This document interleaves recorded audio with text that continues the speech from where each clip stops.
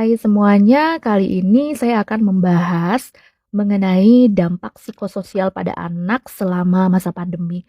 Sesungguhnya kelompok usia yang memiliki resiko tinggi untuk terdampak akibat pandemi ini adalah kelompok usia anak. Krisis pandemi ini kan sudah menimbulkan dampak yang begitu mendalam sih bagi kesejahteraan anak atau child well-being dan bahkan bisa menimbulkan efek jangka panjang. Kenapa seperti itu? Karena pemerintah kan melakukan mitigasi ya. Akhirnya diadakanlah penutupan sekolah, pembatasan bepergian, kemudian juga sempat ya di awal-awal pandemi itu ada penutupan mal, tempat bermain, tempat ibadah, dan ini akan mengganggu rutinitas keseharian anak dan berpotensi akan menimbulkan distres dan kebingungan bagi anak. Nah, kelompok usia anak baik yang anak usia dini, kemudian anak usia sekolah, bahkan sampai remaja, itu bisa aja menampilkan perilaku seperti demanding, menuntut, atau perilaku impatient, ketidaksabaran, kemudian juga perilaku annoying atau mengganggu sampai ke perilaku hostility atau permusuhan. Nah, biasanya perilaku-perilaku ini bisa muncul karena adanya stresor, baik secara fisik maupun mental, dan biasanya ini bersumber dari orang tua yang juga merasa tertekan dengan keadaan ini. Nah, bentuk-bentuk stresor yang mungkin terjadi dan dirasakan oleh anak itu kayak satu, kondisi monoton ya, rutinitas berubah, aktivitas terhambat, terus ada pembatasan dalam berkegiatan, ini bisa menyebabkan anak mengalami kebingungan, harus melakukan apa? Begitu banyak waktu luang yang tidak termanfaatkan dengan baik dan akan menimbulkan kejenuhan, rasa bosan, serta monoton. Kemudian ada perasaan kemungkinan takut tertular.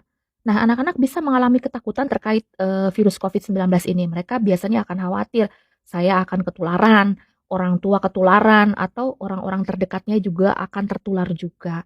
Nah, kemudian yang berikutnya adalah adanya perubahan situasi. Anak-anak dihadapkan pada situasi tidak dapat bersekolah seperti biasa dan ini dapat menimbulkan perasaan tidak nyaman karena mereka dituntut untuk diharapkan ya untuk segera mampu beradaptasi dengan perubahan tersebut. Nah, kemudian yang berikutnya adalah sikap orang tua. Respon orang tua kayak lebih sering mengeluh, merutuki keadaan, memaksa atau reaktif ini bisa menimbulkan perasaan tidak nyaman di hati anak dan dapat mengarahkannya menuju kondisi distres.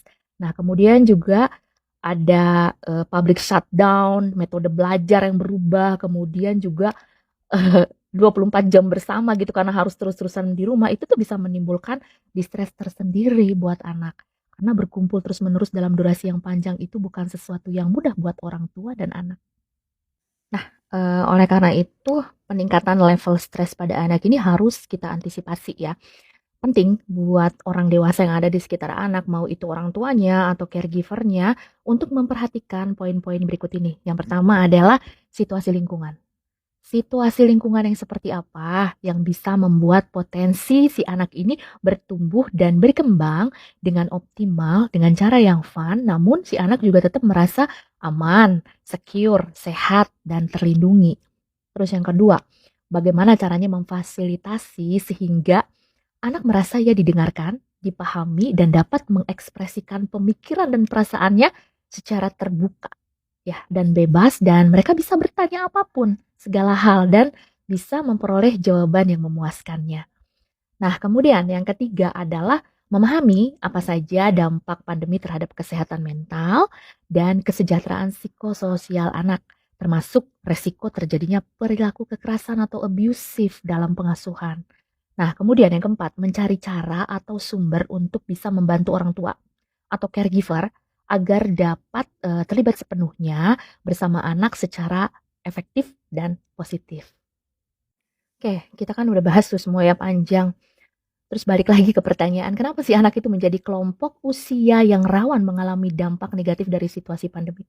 Oke, anak-anak ini kan kelompok usia yang sama sekali belum ada pengalaman ya, dan juga mereka belum matang, belum mampu apa ya sepenuhnya menyatakan apa yang mereka rasakan, apa yang mereka pikirkan dan apa sih yang terjadi, hal-hal apa sih yang terjadi pada dirinya mereka belum bisa memahami hal itu sepenuhnya. Banyak hal yang kemungkinan mereka alami dalam masa pandemi ini kayak misalnya, reaksi dan respon dari orang dewasa yang ada di sekitarnya, atau juga kemungkinan rasa kehilangan yang mungkin mereka alami, kemudian juga sejauh mana sih dukungan sosial yang mereka rasakan selama ini, serta sejauh mana mereka terdampak secara psikologis dan menimbulkan tekanan pada dirinya. Nah, anak-anak itu belum paham tentang hal ini semua. Justru kita orang dewasa yang harus bisa mengantisipasi perubahan-perubahan seperti ini akan menimbulkan dampak apa sih pada anak. Karena perubahan yang kecil nih, kayak misalnya sekolah yang tadinya tatap muka, berangkat gitu ya, pakai seragam. Sekarang itu mereka nggak mengalami itu lagi. Jadi mereka ada rutinitas yang terganggu dan ini akan menimbulkan distres. Mungkin mereka bisa aja bilang, "Ah, enak sekarang online." Tetapi tidak seenak itu loh online. Pasti ada sesuatu, ada hal-hal yang mereka rasakan ketidaknyamanan, tetapi mereka tidak bisa menyatakan itu pada orang tuanya. Oke, berikutnya saya akan share beberapa poin yang bisa dilakukan oleh orang tua untuk memperbaiki atau improve relasi dengan anak selama masa pandemi. Kayak yang pertama yang bisa dilakukan adalah ucapkan dengan jelas perilaku positif yang diharapkan dari anak. Gunakan kalimat positif untuk menyampaikan keinginan atau memberitahu anak apa yang diharapkan oleh orang tua untuk dilakukan oleh anak. Contohnya, misalnya kita bisa sampaikan, tolong simpan kembali bukumu di dalam lemari, daripada mengatakan, jangan buat rumah berantakan. Oke, clear ya perbedaannya. Kemudian yang kedua, hampiri atau datangi anak dan sampaikan instruksi dengan tenang, jelas, dan perlahan. Tidak boleh berteriak-teriak atau membentak, karena ini hanya akan membuat orang tua dan anak menjadi semakin stres dan semakin marah satu sama lain. Tarik perhatian anak dengan memanggil namanya dan gunakan ton suara yang lembut. Kemudian yang ketiga, sampaikan hal-hal yang realistis untuk dilakukan. Anak itu nggak setiap saat bisa memenuhi atau mematuhi perintah orang tuanya. Nah, kita harus peka dengan hal ini. Karena kalau misalnya ternyata nggak memungkinkan, kita harus lihat situasi dan kondisinya seperti apa. Kalau nggak memungkinkan, maka kita bisa membagi instruksi itu menjadi step-step yang lebih kecil. Misalnya kalau kita lihat anak sedang, sibuk online gitu belajar, nggak mungkin ya kita teriak-teriak, memberitahu dia harus ngerjain apa aja. No, tunggu dulu sampai dia selesai melakukan aktivitasnya, baru kemudian kita bisa menghampirinya dan menyampaikan apa yang sebenarnya kita harapkan dari anak. Ya, kemudian yang keempat, jangan lupa untuk memberikan pujian setiap kali anak menampilkan perilaku yang positif. Jadi jangan sampai kita hanya memberi tanggapan pada saat anak melakukan perilaku yang negatif. Justru kita harus memberikan tanggapan dan respon pada saat anak melakukan perilaku positif. Tanggapannya apa? Pujian, ya.